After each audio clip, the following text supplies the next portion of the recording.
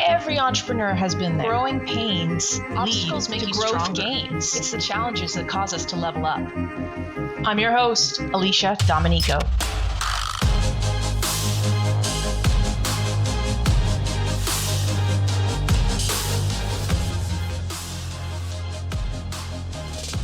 Your original question was, can any company leverage partners to go to market? And I think the answer is absolutely yes. In fact, I think over time, it will be absolutely necessary to be competitive because going to market with partners is not only scales faster, it scales bigger. Yep, this is Pete Caputa from Databox, formerly HubSpot. Pete Caputa started his career running a hybrid SaaS marketing agency. Then he joined HubSpot and leveraged that previous experience to help build HubSpot's partner program, a mutually beneficial program that helps agencies and service providers using HubSpot grow, which in turn helps HubSpot grow. It's been hugely successful, with lessons on effective partnership development that you can use to build your business, no matter what industry you're in. I invited Pete on the Company Growth Podcast to share those lessons about creating mutually beneficial programs and what he's learned at his new company, Databox. I think it's really cool. Dan Tyre at HubSpot, who is employee number 6 at HubSpot, has been really helpful to our agency in growing with HubSpot and many others. He always accredits all of the attention and revenue that was made in the HubSpot partner program as your baby and the thing that you started, even though people were a little uncertain about it and whether it was going to be a successful thing. So I want to talk a little bit about how you knew it was a good opportunity. What were the key indicators to be like, we should start a partner program at HubSpot? Before I joined HubSpot, which I joined in 2007, I ran a hybrid SaaS / marketing agency. So I understood the challenges that agencies had, both like from firsthand experience of like not questioning whether I could pay my employees or buy groceries that month, right? And when I joined HubSpot, we started marketing our marketing software. We naturally attracted marketing agencies, a lot of small agencies at the time especially, and a few of those would get into our sales funnel, and I'd talk to them, and I'd hit it off. We'd have the same. I could relate and empathize with their challenges, and over time realized that HubSpot, because it was an all-in-one marketing software platform, really enabled agencies to sell a package of services that they would deliver on an ongoing basis in a retainer model or recurring revenue model. And our challenge at HubSpot was, how do we get people to use the software on an ongoing basis? Because as with any piece of software, that's how you retain them. And so it was just a good match between what the goals of the agencies needed to be and what our goals were. And so I started working with a handful of agencies along the way.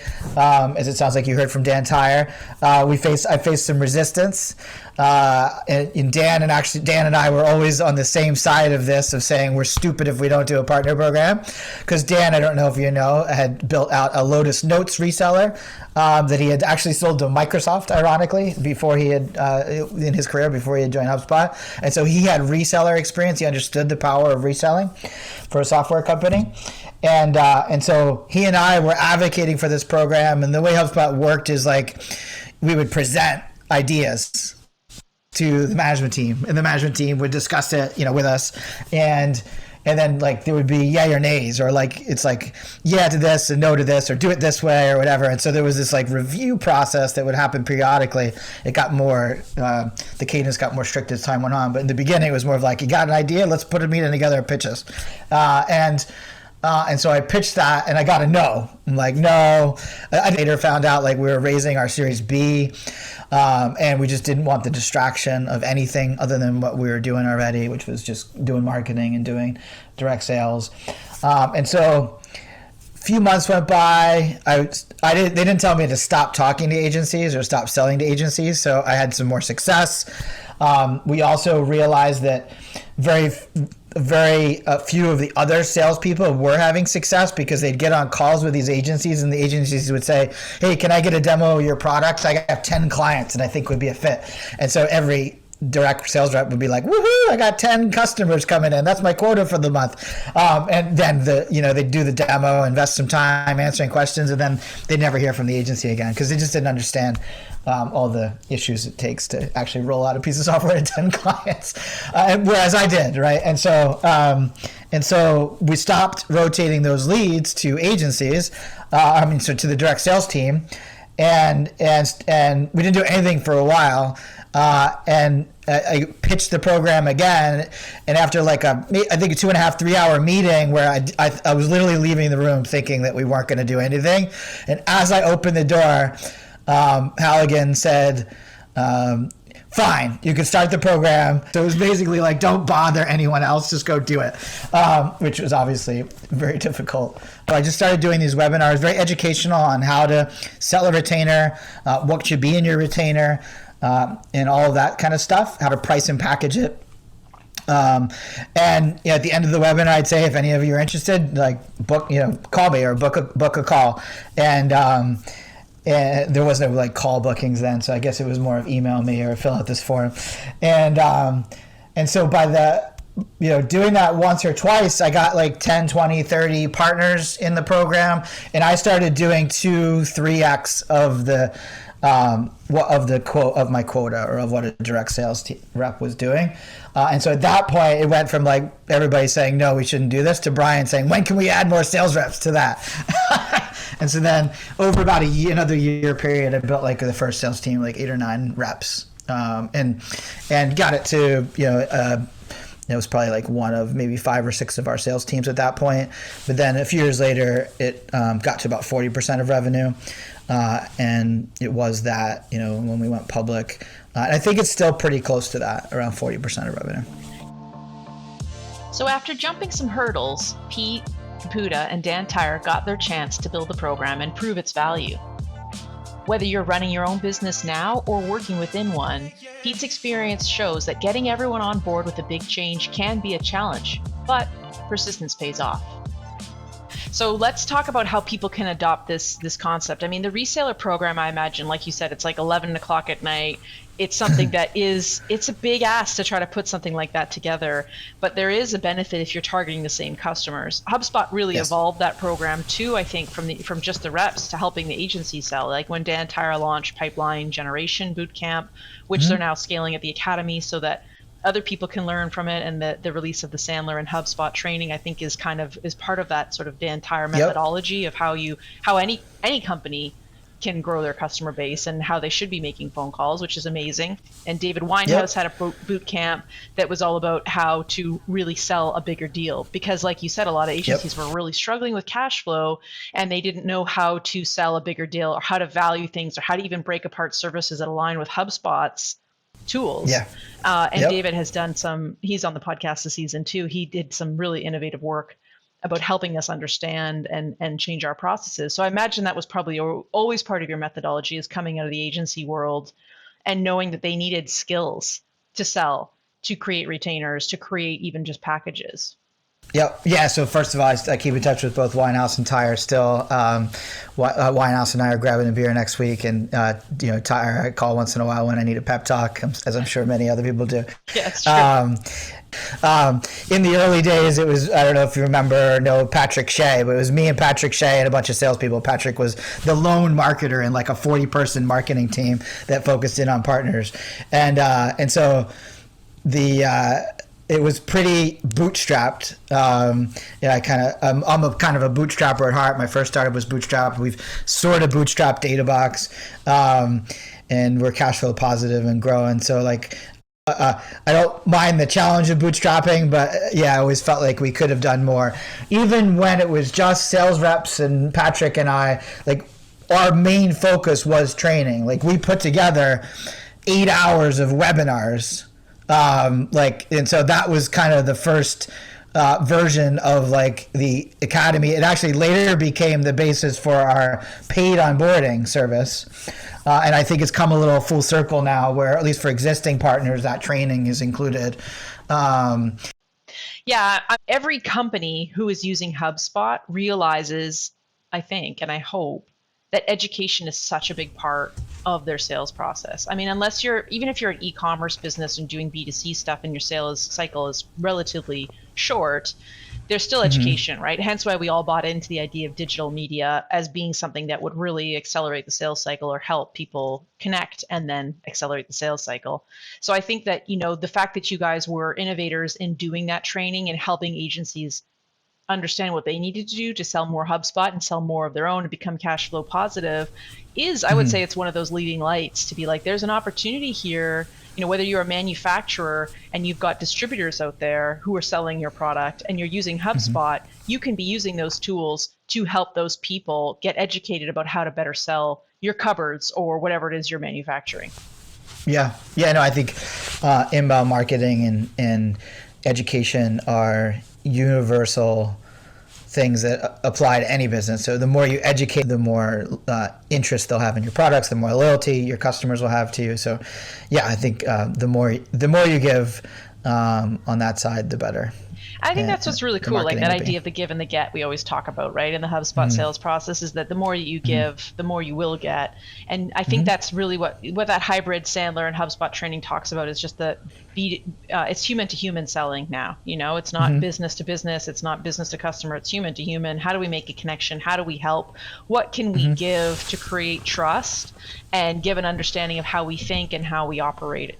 And you can do that with HubSpot, that in a scalable Lego block kind of way, where you say, we've made all these things for this audience, and now we can give it away to everybody who comes through with that pattern. That's really the whole beauty of the HubSpot marketing automations. Measure the impact, right, on the business. Yeah, exactly. Yeah, and then being able to see that tie back to the deals closed won because of it is obviously huge.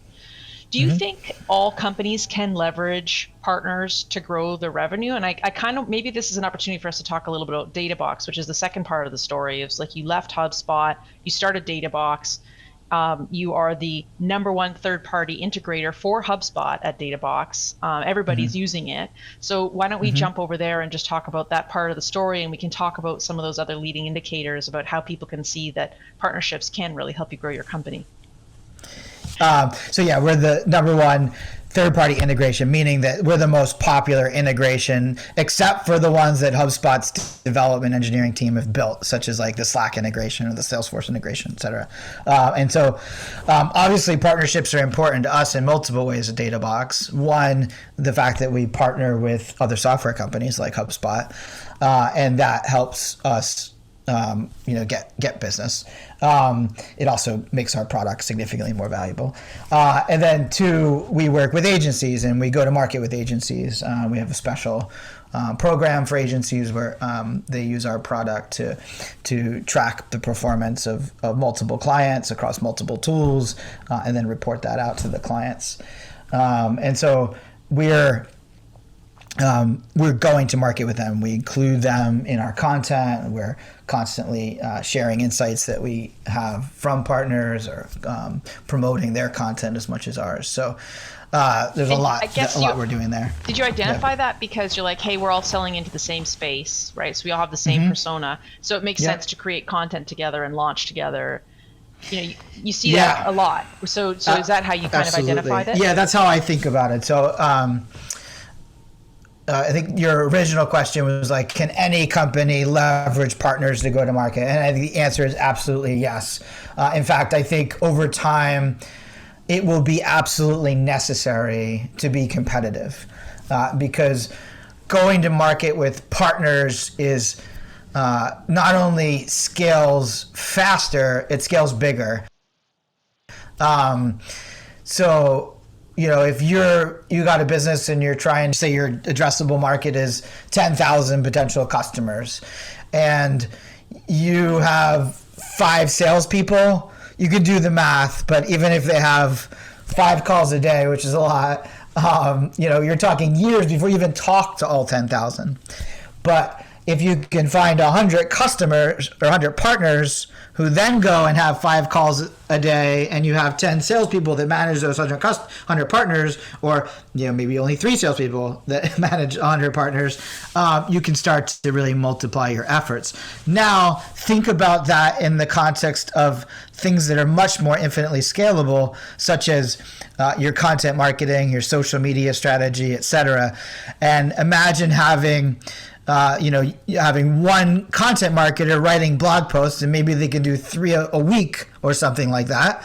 But instead, imagine having 100 partners all writing maybe just one blog post about you every week, right? Now you have 300 blog posts going out.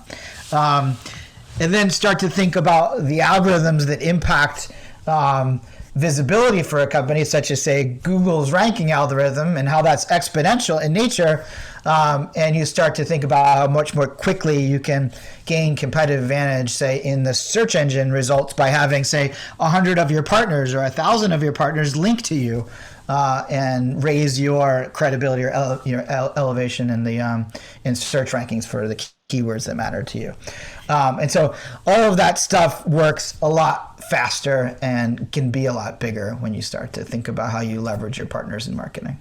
And that's all very exciting math. And I wonder, in the same way that you taught agencies how, and you still teach them how to sell better, right? And give them the training. Mm-hmm. I wonder if there's a way, or if that's also a body of knowledge about how to create a great partnership. Like you referenced before, Brian Halligan saying incentives are important. And you said, well, I don't know if we need to do that. There's that incentivization mm-hmm. can be a factor. And maybe you do incentivization with content, right? Like maybe it's not just a numerical or percentage. So I mm-hmm. guess, do you have like a 5-step or a 3-step process as to how you develop or create a partnership? Because I think there's been a lot of people who've tried to create partnerships in the past, and the partnership didn't go anywhere or do anything for anybody. Everybody just got busy and did their own thing in the end. So how do you cultivate a partnership that is actually, has measurables and has outcomes and is effective? Yeah. So yes, I have a formula.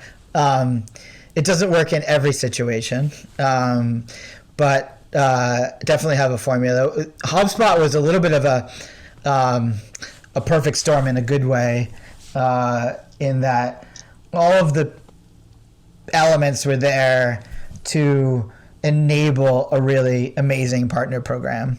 One of them was that, HubSpot was already really good at marketing. And so therefore agencies that were marketing to the same customer base wanted to work with HubSpot, right?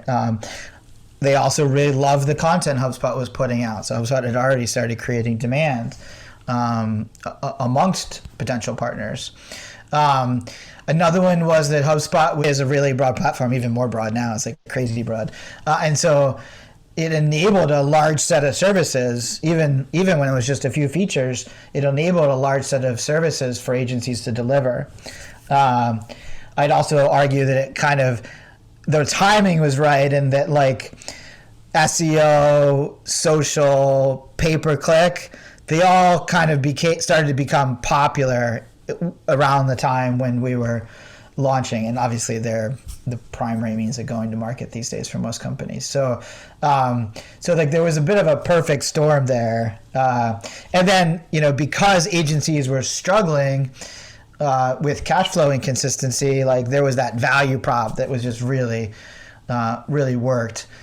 So a lot of it was situational, and I don't think I could give you a formula that says, here's a partner program that will take your company from $1 million to $500 million in annual revenue, like HubSpot's partner program helped do, right? But there's certainly methods that we employed at HubSpot that are repeatable. And the first thing that I look at for a company is like, how many potential partners do you have? So that's the kind of step one. And marketing agencies and accountants actually are really good, like fertile ground for that, because there are like literally 250,000 marketing agencies in the world. And I don't know how many accountants, but I'm guessing a similar number of accounting firms, especially when you factor in, small accounting firms. And so those were perfectly right professional services communities to build a partner program around. And I think a really good analogous program is Xero's partner program, Xero. I want to say they're based in Australia, but they did something very similar with accountants around the same time that we did the HubSpot partner program with agencies. I also want to give credit to like Constant Contact, because they had a partner program, multiple partner programs, long before HubSpot did.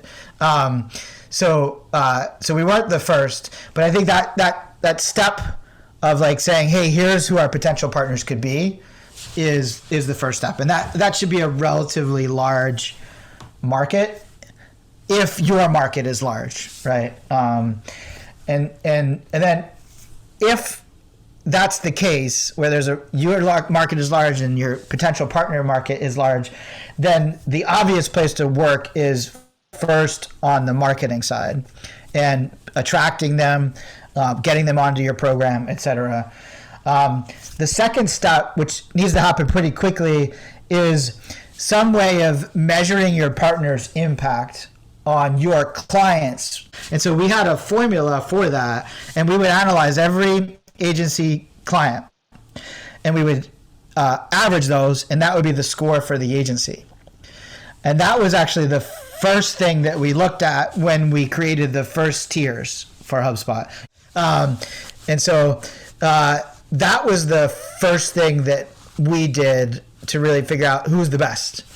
And what that enabled us to do is two things. One, we could say to all the new partners and the partners that weren't the best, to say, go be like them, learn what they're doing, follow what they're doing. And two, we could reward those top partners with referrals, with visibility, et cetera. And so that is, I'd say, the third step, is really building out the co-marketing program, where you're rewarding your top partners with additional business. And it's a weird thing for most traditional reseller people to wrap their head around, because the world's completely changed. We no longer need resellers in Boston to sell software to Boston companies, right?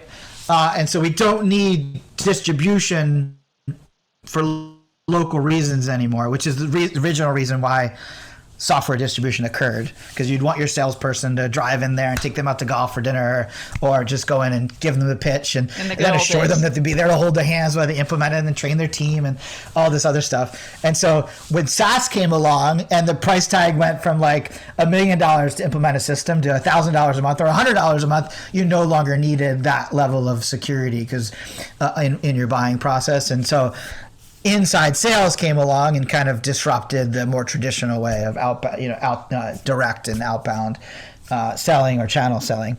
And so nowadays, since we all buy products after Googling and trying it and maybe doing a Zoom call, traditional reselling becomes less important. But you need your resellers to be healthy businesses that are growing and have decent margins.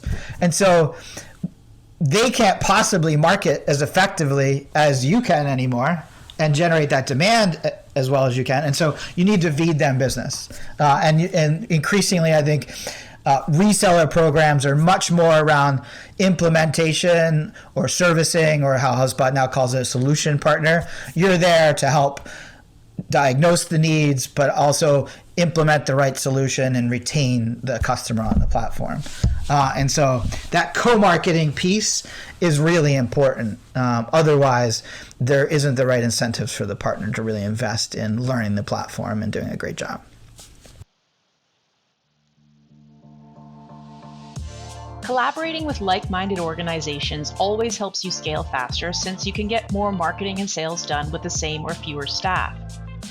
Being able to achieve that scale not only makes you competitive, but as we see with HubSpot encouraging marketing agencies to use HubSpot to prove the value of marketing services, HubSpot also became more and more relevant to their target market through the use of partnerships. So how do you cultivate effective partnerships? Here's Pete's formula. Step 1, determine your potential partners. How many do you have?